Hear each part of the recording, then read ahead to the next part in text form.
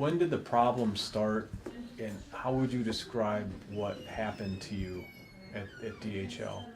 The brayer and the brake wasn't on at the same time. Was not the same time. So for the first few years, they were fine and flexible. Yeah, and flexible. The supervisor as manager, it was good. So he changed the schedule. How did he change the schedule?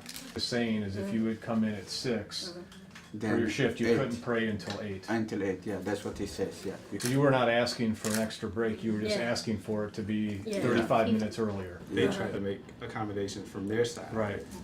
You know, because it's about being reasonable. And, Right. you know, they tried to make some concessions and some accommodations and for the company not to at least enter into negotiations to try to Right. work out a plan is what we feel is a clear violation of Title VII and the civil rights. When were you fired?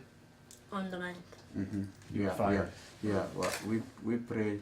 He said nobody can go pray. So 7:25, all of us we got to pray. And It was ladies time for us pray. to pray, so we all had to go and do what we had to do. CAIR reached out to DHL on Right. behalf of the workers. Was there any response? Basically the response was they said that the employees were insubordinate and that was the reason why they fired them.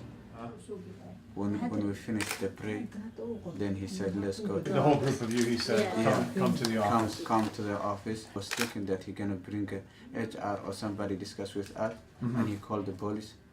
We didn't do nothing. Why did he call the police? Nothing like that. Nothing in writing, you were just told verbally your employment had been terminated. Yeah, even No formal warning, no written warning. no written warning. For 5 years, 6 years, they can't find a written warning. Mm-hmm. It's good job.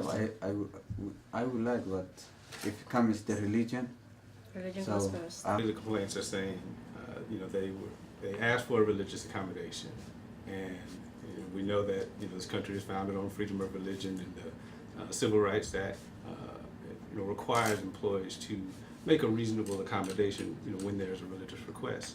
And here, the employees were forced to choose between exercising their civil rights or remaining on the job in violation of their civil rights. We asked to, allow them to get their jobs back and to reinstitute the flexible break, for the accommodation, and they pretty much denied. Was any of that in writing or was that verbal? Yes, that was in writing. I'm sorry, do you hear that sound?